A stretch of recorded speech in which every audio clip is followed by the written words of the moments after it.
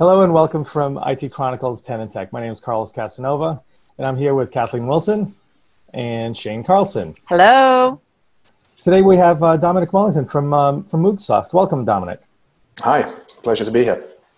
Thanks for joining us today. So, Dominic, you know we've seen you around for a while now in this space, and you know you're with Moogsoft, I think it is now, which is an interesting name for a company.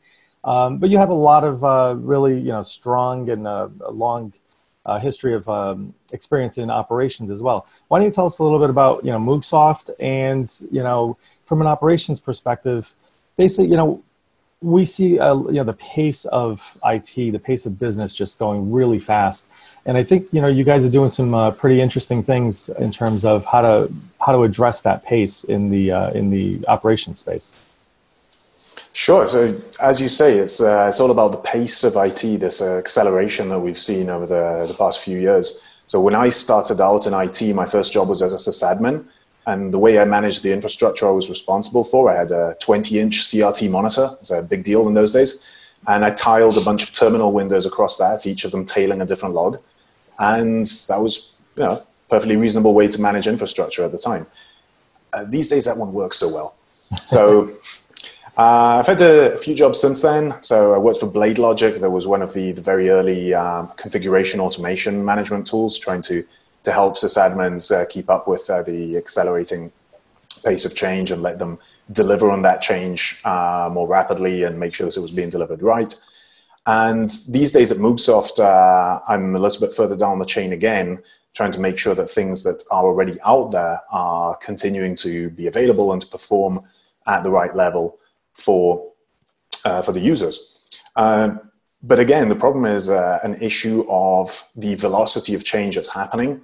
So the old ways of monitoring infrastructure and applications can't keep up with the rate of change that's happening and just the scale of modern IT infrastructures. So at Moogsoft, we realized that a new approach was needed, and that's this AI ops approach that we have. So it's algorithmic IT operations. Trying to do it deterministically doesn't work anymore. We need the algorithms to help direct the humans to the things that they need to be doing. So you mentioned that velocity of change that's kind of driving the pace in the operations world. And coming from an infrastructure background myself, I kind of have watched the industry evolve. And the things like you said, when we were using What's Up Gold on a single monitor, a bunch of terminal windows, literally pulling up logs in real time to kind of monitor these things. That doesn't scale anymore, especially as the world is changing around and you see more adoption of DevOps and AI, across the entire stack of infrastructure.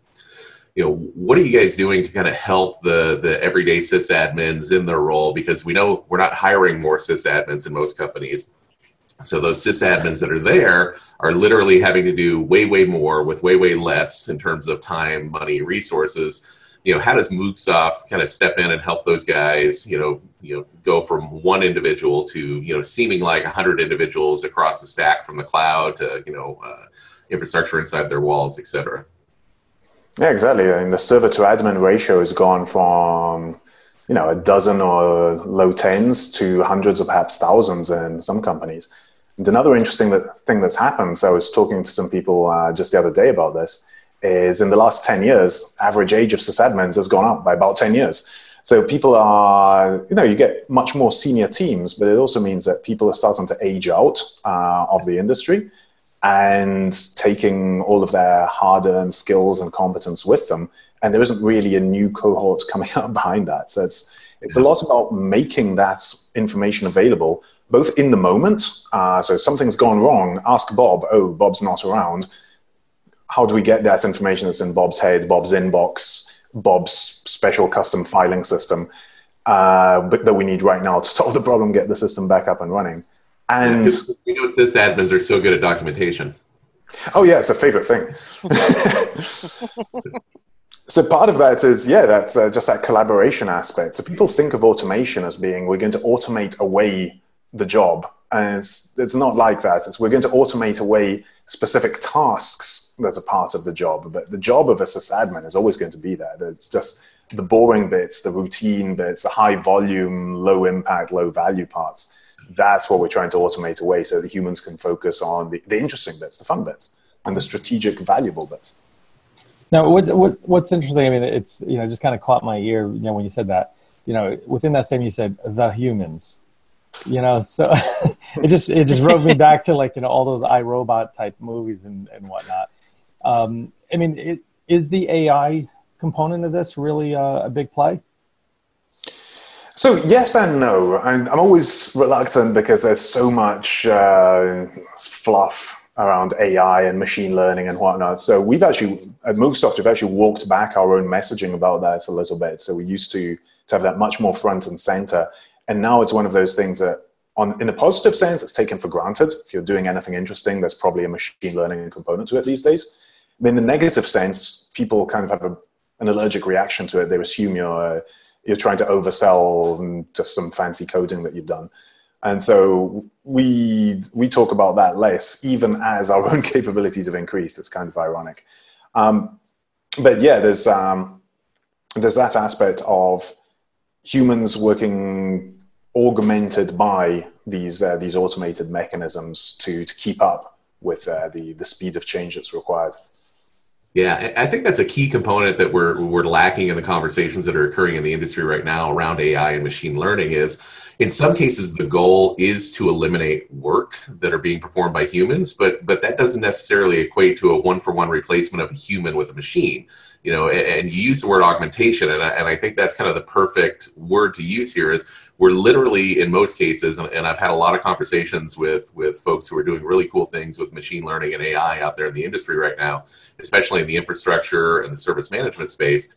And all of them are literally trying to enhance the capabilities of the human workers in that space and not necessarily replace them. And you keyed on something, a term that I use all the time is high volume, low value. Right? Those are the tasks that provide very little value to the businesses that they support and the business outcomes. But there are literally thousands, if not millions, of those transactions happening within businesses on a daily basis. And right now, most of them are human intervention based. Is something happens, a message gets received, a human clicks a button, and they click the same button 1,000 times, 1,000,000 times a day. And depending, it's like a choose your own adventure. If message equals X, push button B. If message equals Y, push button A. And if we could eliminate that type of labor out of the market, that very tactical work, we could get people to actually focus on the strategic things that we've been talking about for 10 or 15 years in the industry. So exactly. Excellent. And where are you guys seeing that kind of at play? So, it starts, as always, with these things at the top end of the market in terms just of the size of infrastructure. The more computers you have, the bigger problems you have. It's a fairly simple heuristic. So our early customers have been people like big banks, big telcos, or people who make their living online, so online gaming companies, people like that, where if IT is down, the whole company is down. But it's starting to move down markets. That's one of the other interesting things about this particular moment in IT. It used to be that these capabilities were just available to enterprise IT customers from a small group of the usual suspects, enterprise IT vendors. And these days, there are a lot more what used to be disparagingly known as point solutions, like Moogsoft and like a whole bunch of our friends. I could name a bunch of names.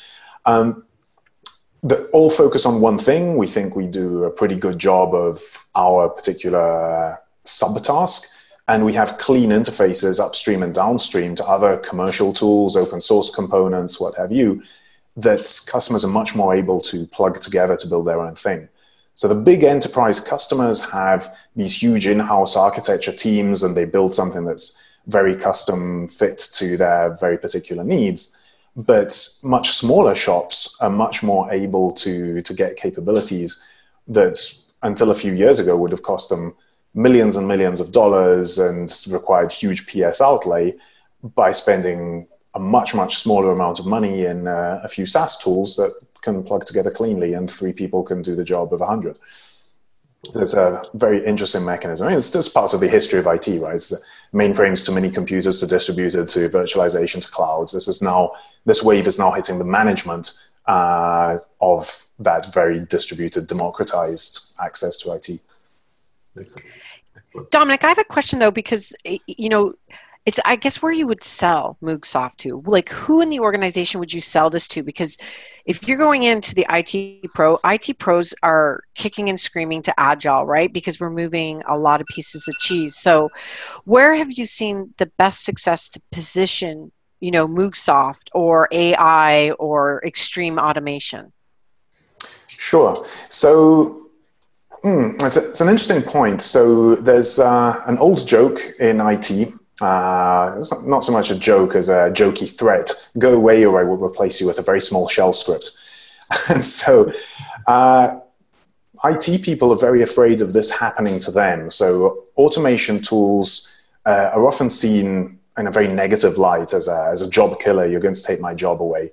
But as we were saying before, I mean, if you see your job as being hands on keyboard, as delivery of one task, then is that really the most valuable use of your time and of the company's resources? So, but for that reason, it can be difficult to have the conversation with the practitioners unless you're very, very careful how you position it. Where we often find a much better audience is with the owner of the problem, the person who gets in trouble if the service goes down, or the person who needs that service to be up to do their own job. And that then starts a much more positive conversation. You can say, look, instead of having an argument with IT and going to them and telling them you're not doing your job or something like this, let's figure out a way that you as a user can have a much more positive conversation with people who are supporting the underpinnings of this business service, because ultimately that's what it's all about. We're not doing IT for IT's sake. We're doing IT to support some business function. And that is the most positive way to have the conversation with companies. I mean, obviously you need to get to the practitioners as well, and the product does need to work, and they're the people who are going to evaluate that. So it's not that you don't have that conversation, but the starting point is not, oh, look at this fantastic tool that I have that does this technical function. It's what particular business problem can we help you resolve? And here is one way that we could talk about resolving that. Great. Dominic, thank you very much for your time today. As I said, I'm very passionate about AI, extreme automation, as well as Shane and Carlos as well. I'm definitely going to take a deeper look into what Moogsoft is offering and enabling, a more modern flair of IT service management. If anybody wanted to get a hold of you, what's the best way to, reach out to you if they want more information? Sure, I'm pretty active on Twitter, so find me at @dwellington, and that's probably the best way. I blog in a whole bunch of places, etc., but everything flows to Twitter in the end. Excellent. Okay, great. Well, I'm going to be adding you right now to follow you on Twitter, and thank you very much. Thank you all for the chance and the conversation.